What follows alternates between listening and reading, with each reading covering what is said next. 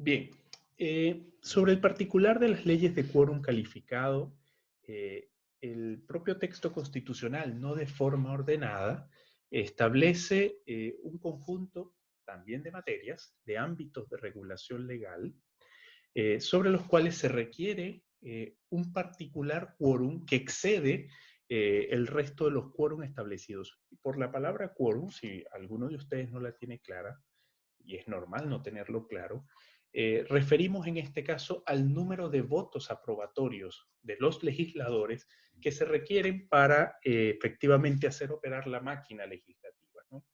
Bien para alcanzar acuerdos, bien para admitir proyectos, bien para que estos proyectos sean efectivamente discutidos, sean efectivamente abordados en las distintas instancias del proceso de formación de la ley, hasta finalmente ser aprobados. Las leyes de quórum calificado suponen eh, mecanismos reforzados de participación de los legisladores en el proceso de aprobación de la ley.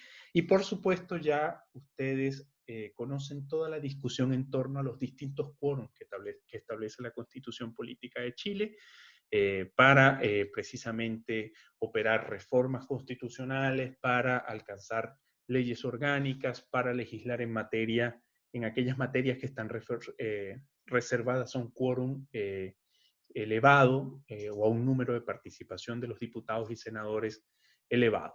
Las leyes ordinarias, por supuesto, son leyes que no tienen el carácter de orgánicas, no tienen el carácter de quórum calificado. Sin embargo, son leyes que están tasadas en la propia Constitución. Es decir, la Constitución establece, primero, la reserva legal como monopolio del poder legislativo, sin decir con esto que se desconoce, por supuesto, la competencia del Ejecutivo Nacional, del presidente de la República, quien es conocido como el motor de la actividad legislativa en el actual modelo hiperpresidencial. Pero lo que se quiere destacar es que todas las materias legales o todas las materias objeto de regulación legal están tasadas en la propia Constitución de la República. Esto se entiende como un modelo maximalista de la función legislativa, de máxima precisión de los ámbitos que son susceptibles de regulación por parte del legislador. El constituyente trató, en la medida que configuró, que estableció una lista, de limitar la posible actuación de los legisladores más allá de los temas o las materias que constitucionalmente le han sido conferidas al legislador. Y en todo caso, por supuesto, hay algunas materias de legislación que están reservadas exclusiva y excluyentemente en el Ejecutivo Nacional, y hay otras materias que, por supuesto, pueden operar a partir del ejercicio de la función legislativa o de las iniciativas legislativas. Otro de los instrumentos que se integran dentro de las fuentes primarias de la Constitución es los decretos con fuerza de ley. Los decretos con fuerza de ley, si bien son un instrumento constitucionalmente establecido, constitucionalmente regulado, son por sí solos una excepcionalidad desde el punto de vista de la teoría constitucional. ¿Y por qué son una excepcionalidad desde el punto de vista de la teoría constitucional? Porque precisamente partimos por entender que la función legislativa es por esencia una labor del Parlamento. En la configuración de la organización de las funciones del Estado se le ha concedido por, se le ha concedido al Parlamento el ejercicio de la función legislativa, es decir, la capacidad de regulación de la vida social, la capacidad de organización del Estado a través de la ley, la capacidad de limitación del Estado, la capacidad de regulación de las actuaciones de los particulares desde el punto de vista o con implicancias jurídicas, esta corresponde naturalmente al Poder Legislativo, ¿no? De hecho, la ley es el acto sancionado por el Poder Legislativo. Sin embargo, los decretos con fuerza de ley plantean una excepcionalidad porque significa que el Ejecutivo ejerce en términos temporales y sobre materias específicas la función legislativa. Recuerden ustedes que el Ejecutivo ejerce la función de gobierno, ¿no? En esta división tripartita de las funciones del Estado, que es un clásico, por supuesto. pero en nuestro modelo constitucional, y esto no es infrecuente, esto probablemente tiene una importante presencia en el constitucionalismo iberoamericano, hay periodos en los cuales es admisible que el Parlamento ceda parte de su competencia al Ejecutivo. Por lo general, y esto suele explicarlo así la teoría constitucional, esta excepcionalidad que supone cederle al Ejecutivo parte de las funciones del Legislativo responde a fenómenos sociales, por supuesto, muy complejos. Y tiende a justificarse afirmando que frente a fenómenos sociales complejos como crisis económicas, debacles sociales, catástrofes naturales, por ejemplo, se requeriría para garantizar una respuesta desde el punto de vista de la regulación necesaria más eficiente de la posibilidad de actuación no mediada por el lento debate del legislador, no mediada por la lentitud que implica la necesidad de los acuerdos, sino que se requerirían decisiones permanentes expresadas mediante regulaciones de forma mucho más expedita. Y en este caso, ese parece ser el sustento del establecimiento constitucional de esta excepción al ejercicio natural de la competencia legislativa.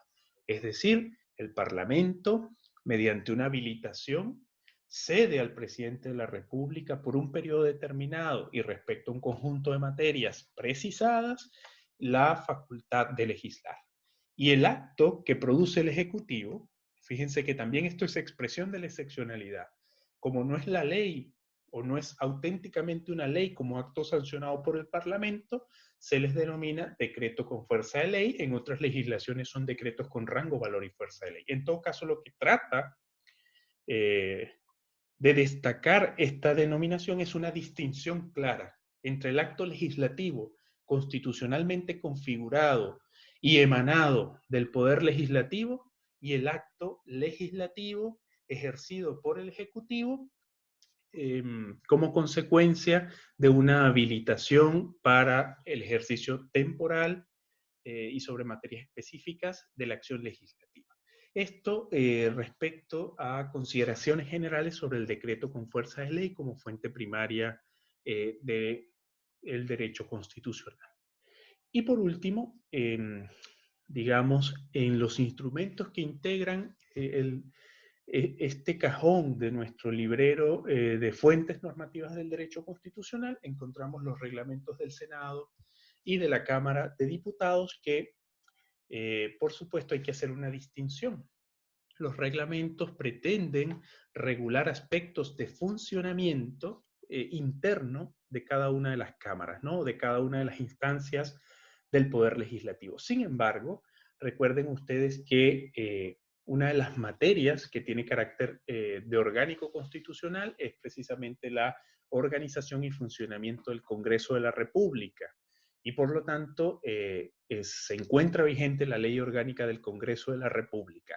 Hay materias que, por supuesto, por la imprecisión común de la legislación, no son abordadas en estas leyes orgánicas y en esta ley orgánica y en consecuencia el órgano para efectivamente poder operar en su cotidianidad para la organización del debate, para la organización de las políticas interiores, tiende a la elaboración de estatutos en torno a los cuales se orienta, se estructura el funcionamiento de la actividad de cada una de las cámaras y, por supuesto, esto es una manifestación autónoma de las cámaras.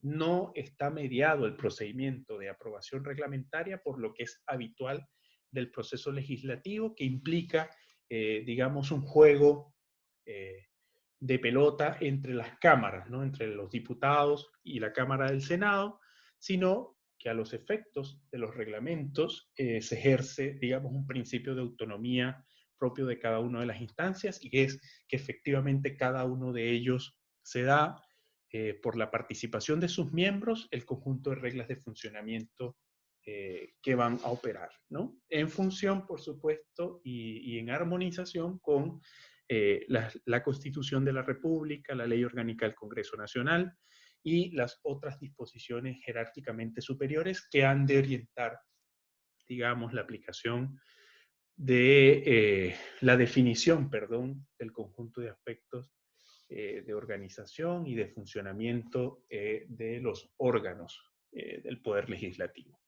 Esto en referencia a los contenidos o a los instrumentos que conforman las fuentes primarias del derecho constitucional o las fuentes primarias del ordenamiento constitucional. Son fuentes que, si ustedes observan, están jerárquicamente por debajo de la Constitución, de las leyes de reforma constitucional y de las leyes de interpretación constitucional, y que en consecuencia de esto expresan mandatos directos e inmediatos de la propia jerarquía o del propio nivel constitucional, ¿no? ¿Alguna duda hasta este punto? ¿Algún comentario que quieran hacer? ¿Alguna reflexión?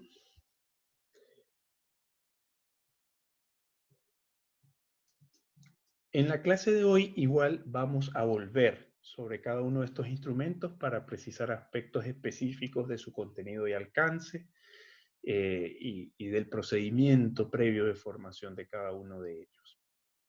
Bueno, en la clase de hoy y en la clase de la segunda clase programada para esta semana, perdón. ¿Algún comentario, alguna duda que quieran expresar?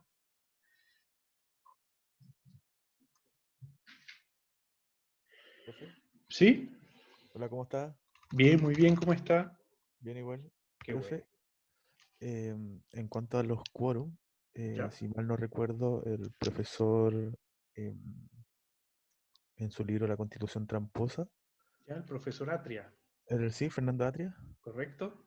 Sí. indica que una de las trampas de esta constitución tiene que ver los quórum que tiene para modificar eh, la constitución, por ejemplo, la ley orgánica, Sí. la...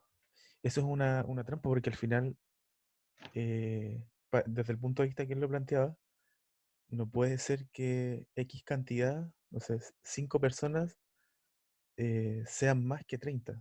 Mm, No puede primar la voluntad de 5 sobre 30. Llega a ser antidemocrático. mm, mm.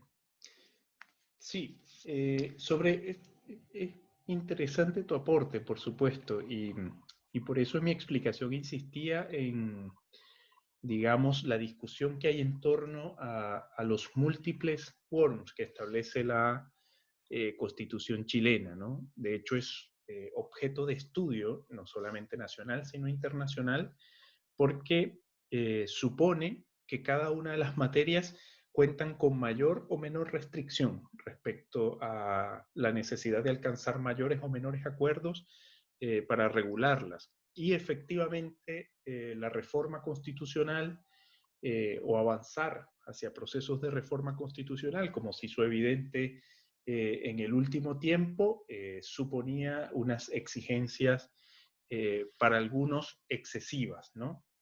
De hecho, por eso la referencia al profesor Fernando Atria en su texto sobre la Constitución tramposa, y él entiende esto como uno de los clivajes, ¿no?, autoritarios de la Constitución actual o de la Constitución de 1980 con, por supuesto, el complemento de las sucesivas reformas constitucionales.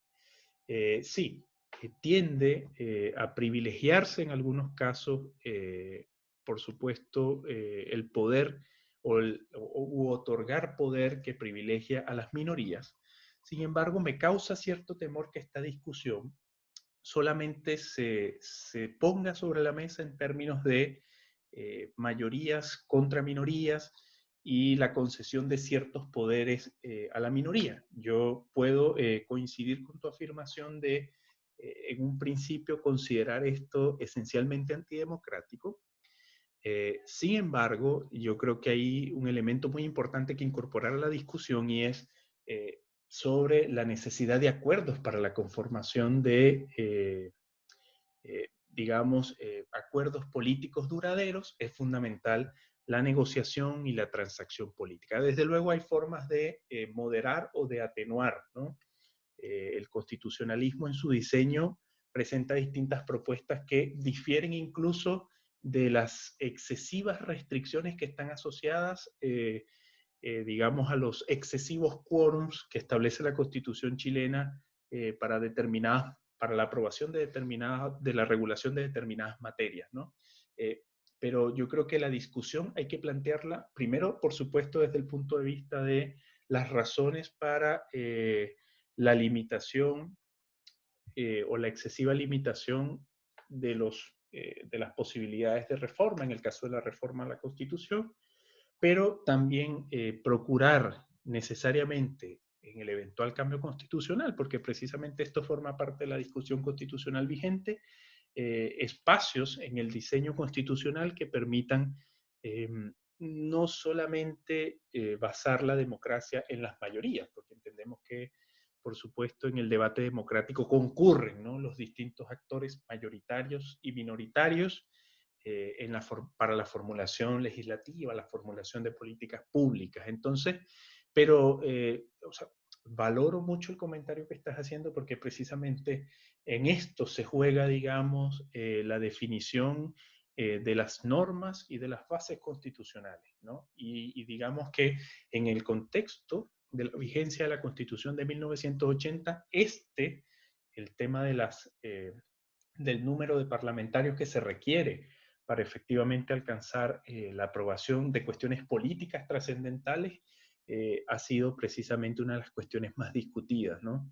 Yo coincido en muchas de las afirmaciones del profesor Atria, no solo porque es una referencia en la materia constitucional, sino porque hay una evidencia práctica, ¿no? Una evidencia material de lo que ha significado el tema de los quórum como una dificultad excesiva para la adecuación de la institucionalidad frente a demandas sociales, frente a demandas políticas, ¿no? Y cómo, en cierta forma, si bien esto ha servido, porque no podemos negar que ha servido para preservar buena parte de la institucionalidad, también ha sido el medio contradictoriamente para generar, por supuesto, descontento e iniciar un proceso digamos, de generación de percepción de deslegitimidad, de ilegitimidad de las instituciones, ¿no? Yo creo que frente al reto de un nuevo proceso constituyente hay que plantearse lo que supone este dilema, ¿no? Cómo entender la democracia no solo como expresión de las mayorías, sino también la democracia de acuerdos, la democracia que transa, la democracia que negocia necesariamente, pero al mismo tiempo cómo el diseño constitucional puede proveer soluciones que permitan avanzar en las reformas que sean necesarias, avanzar en la regulación que sea necesaria, avanzar en asignar contenidos a los derechos, superar precisamente los enclaves o las trabas que puedan suponer un impedimento para, por ejemplo, el reconocimiento de derechos sociales o la transformación de ciertas instituciones. Pero muy buena su intervención. Bien, continúa. ¿Sí? ¿Alguna otra pregunta o comentario? Para no cerrar, em, en cuanto a los acuerdos políticos, yo dentro de mi ignorancia política partidista, Mm, eh, yo creo que el claro ejemplo de un acuerdo político fue la acusación constitucional contra Chadwick y desechar la acusación constitucional contra Piñera. O era sí. Chadwick o era Piñera. Mm, Y esos son acuerdos políticos que se han venido dando como costumbre, yo creo, en el Parlamento. claro. No sé, así. Bueno, sí, por supuesto, eso es un claro ejemplo de la forma en cómo se transa eh, los acuerdos políticos en el marco de la actividad legislativa. En muchos casos esto genera cierto rechazo, ¿no? Genera en la ciudadanía mucha incertidumbre, molestia, pero en todo caso forma parte precisamente de la complejidad del juego político y la forma en la que se pueden articular. Hay acuerdos de esa naturaleza, también hay acuerdos como el Acuerdo para la Paz y una nueva constitución, que supuso, pese a las críticas que se puedan tener, supuso la construcción de importantes puentes para avanzar en la satisfacción de un requerimiento de un grupo importante de la sociedad política organizada, que es la necesidad de una nueva constitución. Eh, este acuerdo convoca a las distintas fuerzas, fuerzas que tienen una importante representación política dentro del Congreso, pero que al mismo tiempo permite un diálogo entre mayorías y minorías, ¿no? Dentro de los distintos sectores. Pero sí, o sea, yo creo que eso es lo que mencionas, es un ejemplo claro de la forma en que opera la actividad política en el contexto de la función legislativa. Por supuesto, esto no es infrecuente, esto es más común de lo que creemos. Sin embargo, hacia donde se debe avanzar, o por lo menos lo que nominalmente debería ocurrir, esto es que esta exigencia de quórums calificados contribuya, o es la intención, ¿no? Cuando nosotros revisamos la dogmática constitucional respecto al derecho parlamentario, hay distintas formas de mejorar la calidad del debate parlamentario y con ello mejorar la calidad de la producción legislativa de los parlamentos. Y se entiende que, por ejemplo, el establecimiento de quórums elevados para alcanzar determinados acuerdos o adoptar determinadas decisiones, legislaciones, podría contribuir en buena medida al diálogo político. Por supuesto, lo que ha ocurrido en Chile en el último tiempo, en algunos casos fue exitoso, digamos, el diálogo político y como consecuencia de esto la asunción de decisiones y de legislaciones buenas, eficientes, pero en algunos casos se abusó precisamente del privilegio que se le otorga a la minoría y como consecuencia de esto terminó por trabarse, ¿no? La discusión de temas fundamentales, lo que nos ha llevado precisamente a lo que planteó octubre de 2019, hoy día parcialmente suspendido por la pandemia global y nacional, pero en todo caso yo creo que ahí hay claros ejemplos de las dificultades que supone para el diseñador de la Constitución y el diseñador del funcionamiento de los órganos del Estado, especialmente de aquellos que ejercen decisiones políticas fundamentales, eh, para garantizar, por una parte, un proceso legislativo que sea eficiente, que dé respuestas, pero al mismo tiempo un proceso legislativo que tienda a mejorar la calidad del debate y la calidad de lo que se produce, ¿no? En la actividad legislativa. Bien, pasamos de las fuentes primarias de la Constitución a las fuentes secundarias. A ver, aquí hay un comentario, disculpen, más allá de los elevados quórum, que sí son un problema, por más que aporten a un sistema actualmente quebrado, también hay que añadir a la discusión las instituciones contramayoritarias, como por ejemplo la existencia de dos cámaras, el veto presidencial, las insistencias, bueno, el control del Tribunal Constitucional en sus diversas formas, entre otras. Más que una trampa democrática, el constituyente fue bastante claro en ello y el sistema no esconde su deseo de rigidez, lo cual termina cayendo también en una... Segundo que no puedo leer completo. A ver, ok. Más que una trampa, mecanismo. Una discusión ideológica y valórica para determinar si estamos ante mecanismos de estabilidad o bien barreras y trabas. Bien, interesante aporte, Matías. Muy interesante aporte, por supuesto. Y gracias por el comentario, porque lo tenía allí en la mente, ¿no? Esta idea de, bueno, por supuesto, podemos presentar objeciones frente a los requerimientos que en algunos casos se estiman son excesivos para alcanzar decisiones en el legislativo, pero evidentemente esta discusión también es aplicable precisamente a el poder que se le ha concedido, sobre todo no solamente en Chile, ¿no? Esto es una cuestión de la tradición constitucional occidental, el poder que le hemos concedido precisamente a los operadores de justicia, a los órganos de administración de justicia superiores respecto al carácter vinculante de la interpretación constitucional. Esto sin duda ofrece un poder muy relevante y ya no es a 50 parlamentarios, sino a 5 o 6 jueces de Corte Suprema o magistrados de tribunales constitucionales, ¿no? de órganos de justicia que ejercen competencias en materia constitucional. Y por supuesto eso supone también un debate de mucho interés para nuestra disciplina, para la disciplina del derecho constitucional, y tenemos claros ejemplos, no solamente en Chile, en los Estados Unidos. Por ejemplo, si leemos la discusión entre Dworkin y Posner que haciendo uso de un fallo que probablemente sea uno de los fallos más emblemáticos de nuestro tiempo, de la Corte Suprema norteamericana, cuando resuelve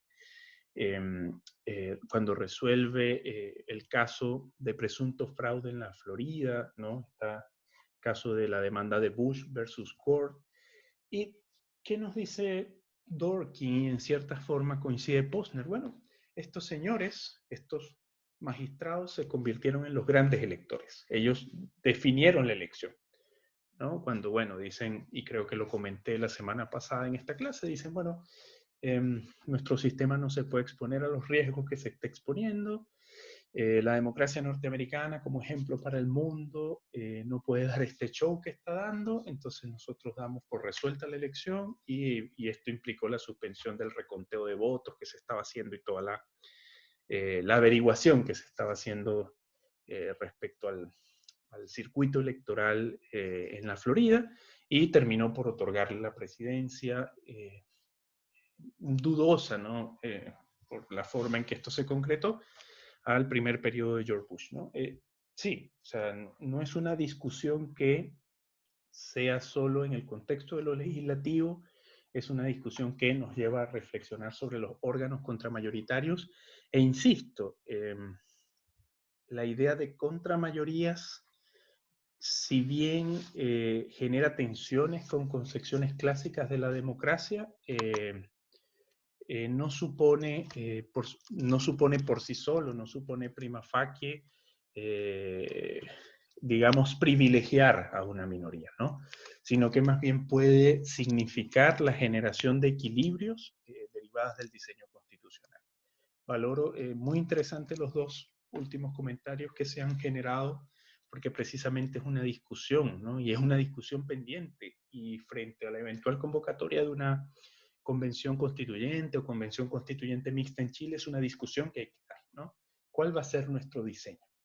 Un diseño en el que se privilegie a grupos bien parlamentarios, bien a formas de organización minoritaria, o por el contrario, un grupo que tienda a generar sobrerepresentación de la mayoría, ¿no? Hay que ser muy cuidadoso con esto.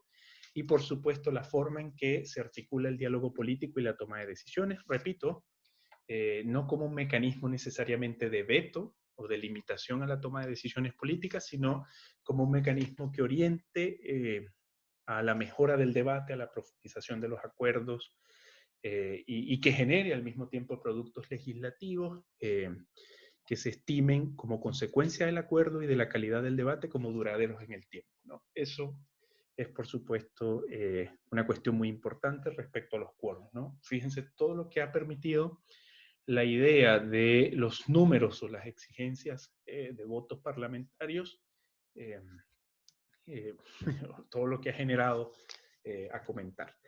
Bien, continuamos con las fuentes secundarias.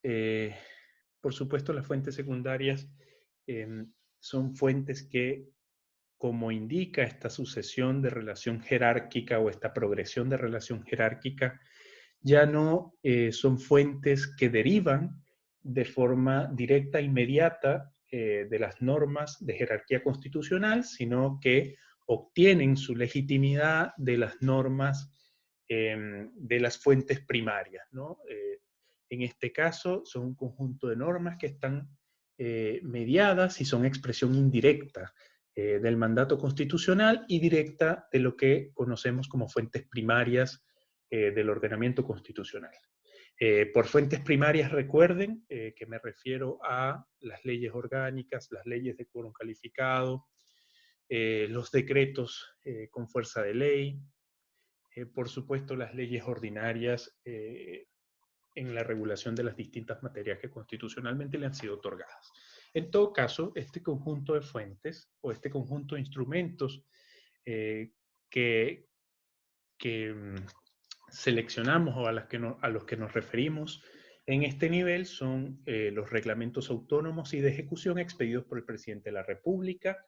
Esto como expresión, por supuesto, de la potestad reglamentaria que constitucionalmente se le ha reconocido al Ejecutivo Nacional. Recuerden ustedes que el legislador legisla, sin embargo, la legislación tiene por característica la generalidad, Y bueno, y ni hablar, por supuesto, de la calidad del producto legislativo de los últimos tiempos, y en consecuencia, a los fines de operativizar la efectiva vigencia de la legislación, se requiere, por supuesto, el ejercicio de la potestad reglamentaria por parte del Ejecutivo, quien va a ejecutar los mandatos legales. Y el reglamento es una especie de medio entre la legislación y la materialización efectiva del mandato legislado, que permite articularlo, que permite orientarlo, que permite procesarlo en términos de la propia actividad de la administración pública. Otro de los instrumentos que integran las fuentes secundarias, por supuesto que son fuentes que jerárquicamente son inferiores a la ley, son los decretos e instrucciones del presidente de la República. Los decretos e instrucciones, seguramente ustedes lo saben, son auténticos actos de naturaleza administrativa.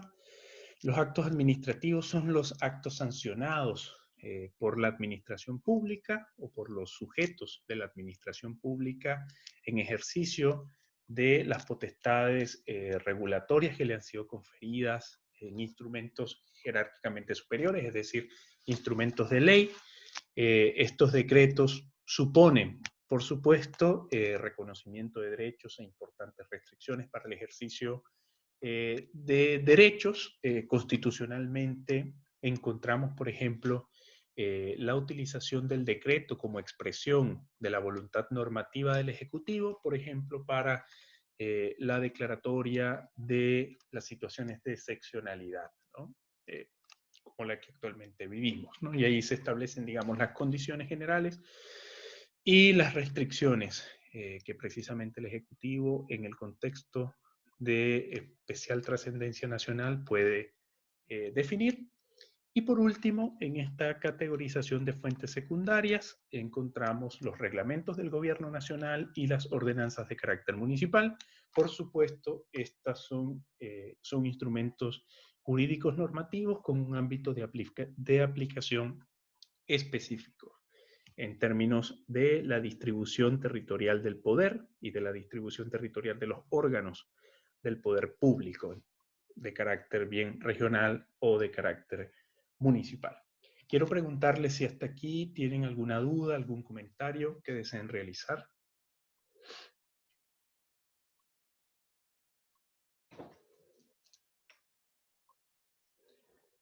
¿Alguna duda o comentario?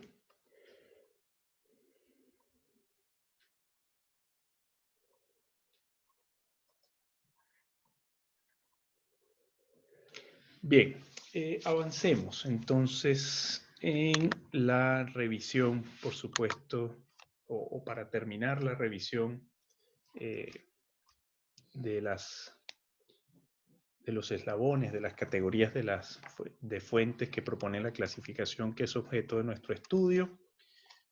Por supuesto, recuerden ustedes que hemos hablado de fuentes supraconstitucionales, de fuentes directas. Estas fuentes directas son primarias y secundarias.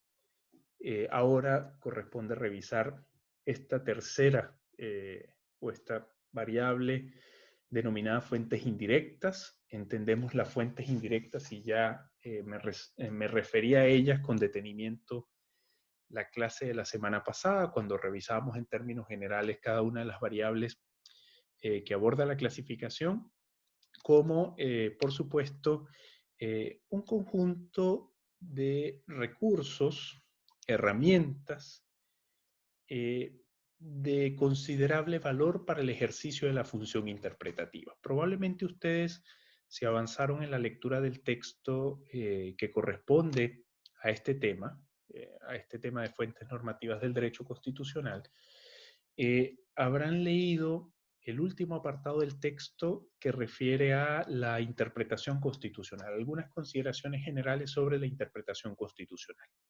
En todo caso, las fuentes indirectas progresivamente toman en la asignación de contenido, en la asignación o en la comprensión del contenido y alcance de las normas constitucionales, un especial valor.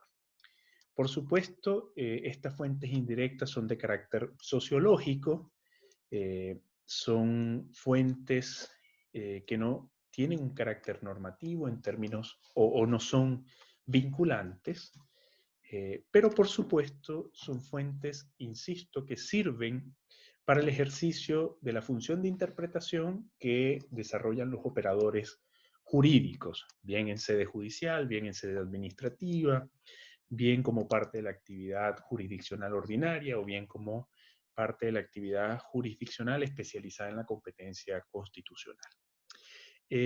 También esta idea de fuentes indirectas nos lleva a reflexionar sobre, yo diría, la ya clásica discusión respecto a la pretendida, eh, el pretendido, perdón, aislamiento del derecho respecto a otras áreas del saber y a otras expresiones del saber, porque precisamente en el ámbito del derecho constitucional tendemos a recurrir no solamente al instrumental teórico que provee el derecho constitucional, sino eh, a, se complementa, por supuesto, el derecho constitucional de otras áreas del saber y de otros fenómenos extrajurídicos o no jurídicos. Por ejemplo, en el derecho constitucional, bueno, al interesarle la forma de organización política de la sociedad, por supuesto, se recurre necesariamente a los insumos teóricos que nos provee la ciencia política. Por supuesto, al ser más frecuente el establecimiento en los textos constitucionales de los modelos económicos generales o de los principios generales de declaración eh, de la actividad económica o de regulación constitucional de la actividad económica, desde luego, para comprender de la mejor manera posible esto hay que hacerse de los instrumentos teóricos que nos ofrece la economía como disciplina, de ni hablar de la sociología, por supuesto, y digamos el robusto desarrollo de la sociología jurídica, de la antropología, de la historia. Bueno, eh, por supuesto aquí hay, dada la amplitud del derecho constitucional, hay una amplia relación con otras áreas del saber, a las cuales mencionamos en el tema eh, propio de derecho constitucional. Pero con esto quiero insistir que las fuentes indirectas, por supuesto, aquí las inventariamos en tres fuentes indirectas, ¿no? La costumbre y las prácticas constitucionales. Por costumbre y prácticas constitucionales, la costumbre en el ámbito del derecho constitucional tiendo a asociarla con la tradición constitucional, con con los hitos fundadores, ¿no? Con los hitos fundamentales de conformación, en este caso del derecho constitucional especial. Me refiero con ello al ordenamiento constitucional chileno, por ejemplo, los antecedentes, digamos, de los fenómenos o de las revueltas sociales que generaron cambios de naturaleza constitucional, la independencia, ¿no? Los motivos que generaron la lucha por las independencias, los principios que fueron asumidos en las nacientes repúblicas. Todo esto, todo este amasijo de elementos políticos, sociales, históricos, culturales, por supuesto, sirven como fuente de consulta, como fuente de especial consideración a la hora de interpretar y armonizar los mandatos de la Constitución. La segunda fuente indirecta es la jurisprudencia de los tribunales ordinarios y los precedentes judiciales. Sin embargo, hay que tener en cuenta respecto a la jurisprudencia de los tribunales ordinarios y los precedentes judiciales, la discusión muy vigente en Chile sobre si efectivamente o no tienen carácter vinculante los precedentes judiciales, ¿no? Y si podemos hablar de la existencia de precedentes judiciales en el ordenamiento jurídico, especialmente en el ordenamiento de naturaleza constitucional. Por supuesto, hay fallos emblemáticos, hay fallos relevantes, hay fallos que declaran la inconstitucionalidad de las normas, hay fallos que declaran el contenido y alcance de un enunciado normativo y que por supuesto se integra como norma o como fuente del derecho constitucional. Pero si nosotros comparativamente en el contexto iberoamericano eh, llevamos el desarrollo de la jurisprudencia, ¿no? o el desarrollo de una idea de jurisprudencia en el orden constitucional chileno, observaremos que aún falta mucho camino por recorrer respecto al reconocimiento del carácter vinculante y de efectiva vigencia. Y por efectiva vigencia me refiero a una incidencia sobre todos los que estamos bajo el amparo del ordenamiento jurídico, ¿no? Esto como efecto de precisamente esta actividad conocida como la inaplicabilidad de normas legales, que tiene un efecto interpartes y pese a lo reiterativo, tiende por las dificultades del proceso o de la formalización a no concretarse en una norma que tenga efecto sobre todo, sino que termina siendo normas aplicables al caso particular o a los sujetos procesales del caso particular. Pero en todo caso, por eso por supuesto, consideración de la jurisprudencia de los tribunales ordinarios y los precedentes judiciales de los tribunales de superior jerarquía, en términos generales me refiero a esto, como fuente indirecta del derecho constitucional, ¿no? La siguiente cuestión, un minuto. Bien, vuelvo acá. La siguiente cuestión que nos interesa respecto a las fuentes indirectas son la doctrina de los autores, ¿no? Probablemente ustedes lo tienen muy claro. Sin embargo, insisto en una explicación más vinculada a la práctica, ¿no?, de la comunidad jurídica. Cada vez tiene especial valor, especial recurrencia, especial presencia, la opinión informada, por supuesto, la opinión sustentada de los autores, ¿no? Entendamos a la doctrina como la que provee insumos intelectuales para la mejor comprensión del ordenamiento, de las disposiciones constitucionales, de los enunciados normativos, de los preceptos legales. No es sorpresa, bueno, inicialmente sí fue sorpresa, pero en todo caso, por ejemplo, cuando se abrió el debate o se reabrió el debate constituyente chileno, a partir de octubre de 2019, prácticamente los expertos en derecho constitucional se convirtieron en figuras de farándula, ¿no?, en rockstar. Estaban en los medios de comunicación tradicionales, estaban en las redes sociales, estaban en foros, estaban en plazas públicas, explicando aspectos muy básicos de la teoría constitucional. Por supuesto, este elemento, esta expresión sociológica, esta expresión material de la utilidad del saber generado por la doctrina jurídica, tiene una clara aplicación como fuente de información, como fuente de consulta para los operadores jurídicos en sede administrativa o jurisdiccional, ¿no? Una de las formas en que esto se expresa en la actividad procesal chilena, por ejemplo, es en el uso permanente de los informes, ¿no?, de los informes presentados por especialistas en distintas áreas temáticas del derecho, pero al mismo tiempo, y esto tiene mucho valor en el ámbito de la praxis jurisdiccional constitucional, refiere a la idea de la utilización de autores de relevancia para resolver consultas, para resolver ideas que terminan expresándose también en sustentos de las interpretaciones, en sustentos de la asignación de significado y de contenido y alcance de determinadas disposiciones que están siendo constitucionalmente controvertidas, ¿no? No es extraño entonces que las audiencias del Tribunal Constitucional para resolver cuestiones jurídicas y políticamente relevantes, recuerden que el Tribunal Constitucional es, además de un tribunal de justicia, es un tribunal de naturaleza política. Bueno, precisamente se conforma en nuestra tradición procesal constitucional, bueno, esta pasada de varios autores, esta pasada de autores relevantes, de académicos relevantes sobre la materia que está siendo objeto de discusión o la materia que está siendo objeto de controversia, dando, por supuesto, sus opiniones. Y hay una clara incidencia de estas opiniones o tienen un peso muy importante estas opiniones en la toma de decisiones de los tribunales bien ordinarios o de los tribunales superiores, ¿no? ¿Hasta aquí tienen algún comentario, alguna idea que quieran ustedes plantear?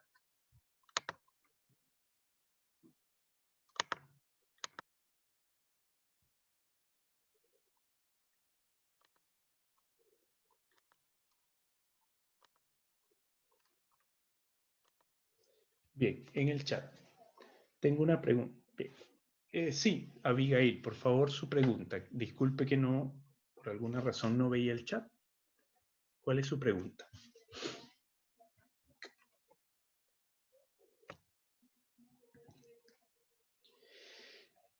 Mm, no hay forma, o sea, no hay un mecanismo para hacer efectiva la aplicación de fuentes secundarias. Recuerde que,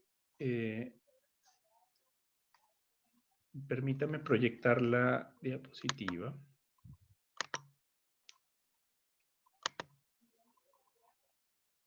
No, perdón. Su pregunta se dirige a las fuentes secundarias, ¿no? Estamos hablando en este caso de las fuentes jerárquicamente inferiores a la ley, ¿no? Disculpe que me quedé en las fuentes indirectas. Efectivamente, las fuentes secundarias son fuentes de naturaleza normativa. Por lo tanto, en sus disposiciones referidas o sus enunciados normativos que contienen prohibiciones, permisiones, reconocimiento de derechos, reconocimiento de deberes, son normas susceptibles de, o sea, cumplidos los requerimientos o las formalidades para su entrada en vigencia, son efectivamente normas, ¿ok? Y en este caso se componen de los reglamentos autónomos y de ejecución. Por supuesto, hay distintos ámbitos de incidencia o distintos ámbitos de aplicación, y esto es muy importante tenerlo claro, porque, por ejemplo, la expresión de la actividad administrativa del Estado mediante los actos, ¿no? De los actos normativos sancionados por el Ejecutivo, por supuesto, tiene una clara aplicación general, pero también tiene una muy notable aplicación específica dentro de los órganos de la administración pública, ¿no? Cuando se reglamenta o cuando se instrumenta el funcionamiento de determinadas prestaciones en materia de la administración pública, cuando se regula o se establece estatutos de naturaleza funcionarial para que opere determinada oficina pública, para que se ejerzan determinadas atribuciones. No sé si con esto se contesta mi pregunta. Por alguna razón no puedo ver el chat, pero ahora lo voy a ver. Ya. Por ejemplo, las ordenanzas casi no se cumplen. Bueno, recuerden ustedes que hay un conjunto de instancias, ¿no? Pero precisamente son normas que, cumplidas las formalidades, adquieren su efectiva vigencia y, por supuesto, la propia normativa establece los mecanismos coactivos, ¿no? Los mecanismos para asegurar su efectivo cumplimiento. En el caso de las ordenanzas, hay mecanismos de naturaleza administrativa y hay mecanismos de naturaleza judicial, en el entendido de las competencias atribuidas a los juzgados de policía local, por ejemplo. Pero también yo creo que aquí juega un papel muy relevante el ejercicio de la función administrativa por parte de las municipalidades, ¿no? Que son las llamadas especialmente a ser garantes del cumplimiento de las disposiciones establecidas, en las ordenanzas municipales, ¿no? Y además que ese es el ámbito, digamos, el ámbito territorial de aplicación de esas disposiciones. Podríamos decir que le corresponde al derecho administrativo. Bueno, hay un ámbito importante del derecho administrativo. Esto como consecuencia de la expresión de la actividad propia del poder público municipal. Pero yo diría que también, por supuesto, las normativas, al ser expresiones efectivas de derecho, existen, bueno, los distintos mecanismos, tanto administrativos como judiciales, que están disponibles para efectivamente restituir ese orden que ha sido vulnerado. Pero coincido con usted en términos prácticos. Es frecuente el incumplimiento de las normas, de las ordenanzas, de las normas contenidas en las ordenanzas municipales. Esto también puede estar asociado, mire, es interesante abordarlo desde esta perspectiva, porque está asociado a un modelo que tiende a privilegiar la legislación nacional, ¿no? Y que por supuesto apenas ha dado pasos, yo creo que importantes, pero pocos pasos hacia la consolidación del modelo de gobierno local. Entonces, en ese sentido, por supuesto, las manifestaciones normativas expresadas por los modelos o por las entidades de gobierno local parecieran desde el punto de vista sociológico, esto es una apreciación sociológica no jurídica, ser menos efectivas, digamos, tener menos vigencia material. No sé si eso responde a su pregunta, pero interesante, por supuesto. Bien, ¿tienen alguna duda, algún otro comentario? Porque ya por la hora vamos a cerrar la clase. Profesor, respecto a los anteproyectos de la Constitución de la Comisión presidida por Enrique Ortúzar, podrían considerarse algún tipo de fuente, considerando que no están integradas en el marco normativo para ser directas, pero tampoco calza con una especie de costumbre. Fíjate, recuerda lo que les decía inicialmente. Hay tantas propuestas de clasificación del ordenamiento jurídico, de clasificación del sistema de fuentes, como autores, como modelos normativos, como modelos constitucionales, como sistemas normativos. Por supuesto, la discusión de las fuentes del derecho y la discusión de las fuentes del derecho constitucional supone un área profundamente problemática para la teoría del derecho y para la filosofía del derecho. Respecto a cuáles son los instrumentos y cuáles son, digamos, los elementos que sirven de fundamento, ¿no? ¿Qué es en definitiva derecho, ¿no? Esa es la pregunta que busca responder un sistema de fuentes normativas. Cuando hablamos de sistema de fuentes es porque apostamos por una respuesta, ¿no? Apostamos a sistematizar un conjunto de ordenamientos, un conjunto de fuentes normativas de donde se derivan las normas, los preceptos legales, los enunciados normativos, como queramos llamarlo. He tenido la oportunidad, y esto me hace recordar una participación en las jornadas de Derecho Público que se realizaron en la Universidad de Concepción en el año 2018. En esa oportunidad, un investigador, un profesor de Derecho Constitucional, no recuerdo su nombre ni su adscripción académica, planteó un tema que por supuesto fue muy polémico, en el cual él proponía precisamente la incorporación de la opinión, ¿ok? De, digamos, de los actores políticos más relevantes que integraron las comisiones para la redacción del proyecto de constitución. Y él había hecho un trabajo, ¿no? de entrevistar y de generar a partir de un conjunto de variables o de aspectos muy generales eh, una forma de sistematizar la opinión de estos autores y que sea utilizada como fuente del derecho, ¿no? O por lo menos como guía interpretativa. Eh, bueno, por supuesto eso es polémico, ¿no? Por todo el contexto histórico que rodea el proceso y que puede rodear esos actores. Eh, pero lo que se podría parecer más a esa propuesta es un tipo de interpretación que tiende a priorizar la búsqueda del espíritu, razón y propósito del legislador, ¿no? O en este caso, del redactor de la Constitución, del constituyente.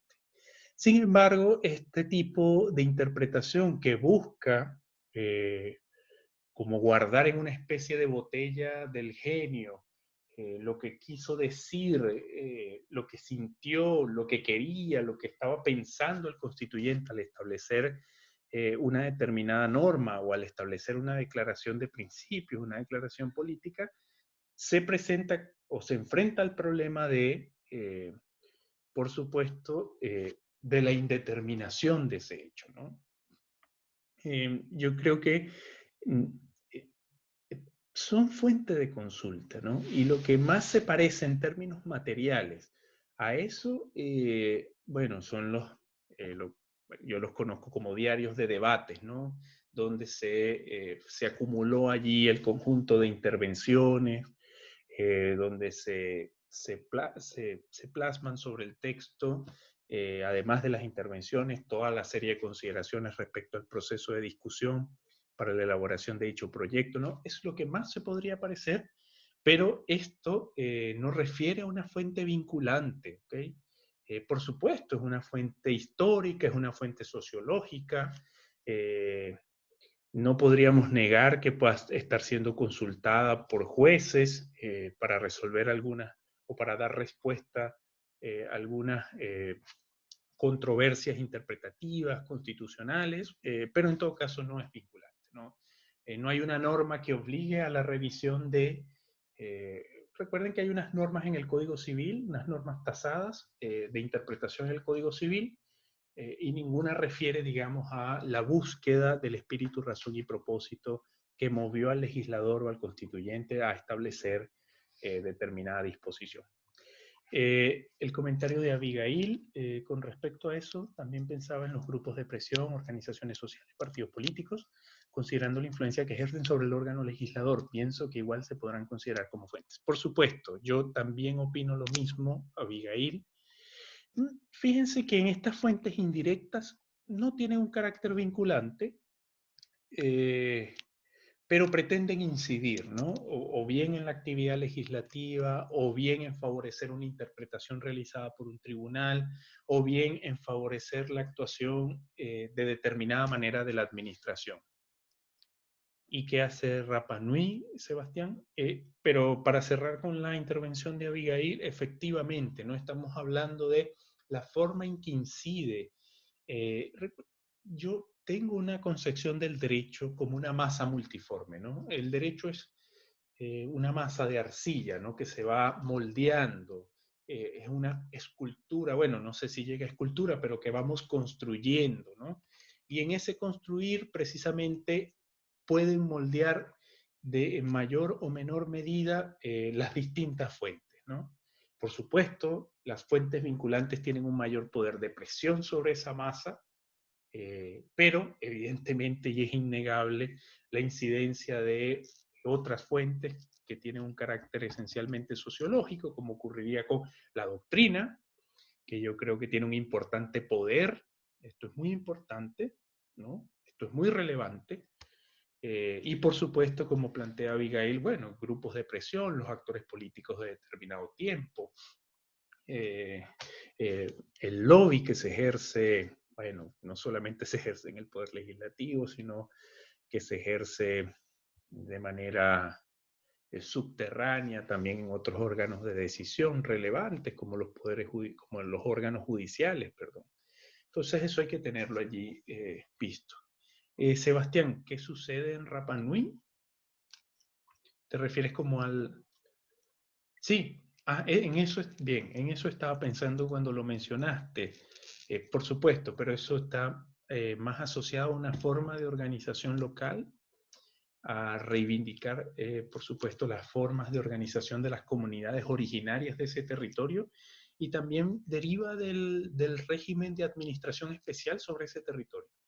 Es muy importante tener eso en cuenta, ¿no? Ahí hay hay una especie de estatuto, ¿no? De normativa diferenciada eh, para la organización y la gestión del territorio de Rapa Nui. Gracias, gracias por los comentarios. Bien, vamos a dar por terminada la clase de hoy. Alcanzamos a desarrollar hasta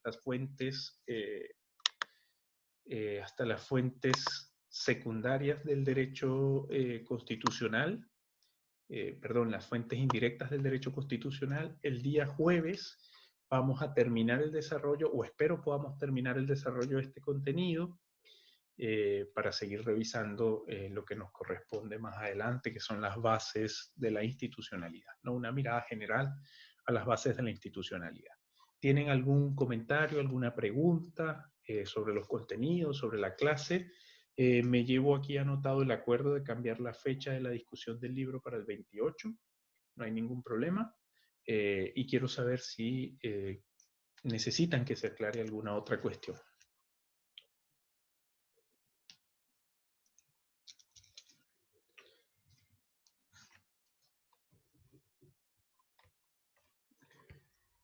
Bien, visto que no hay más preguntas o comentarios, dejamos la clase hasta aquí.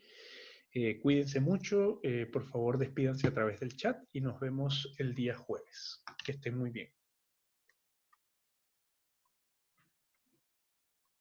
Hasta luego, cuídense.